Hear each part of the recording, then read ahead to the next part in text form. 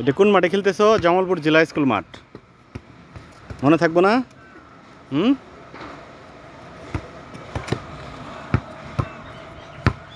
জুনাইদ, এদিকে আসো, এদিকে আসো, এদিকে আসো। তোমাকে যে 10 টাকা দিলাম, 10 টাকাতে কি করবা? দাঁড়াও দাঁড়াও দাঁড়াও, বিস্কিট কিনে খাবা? হ্যাঁ, আসো, এদিকে আসো, এদিকে আসো, এদিকে এদিকে এদিকে এদিকে। আমার কাছে একটা বলতে থাকবোই, বলতে থাকবোই। হ্যাঁ, ভিডিও করতে।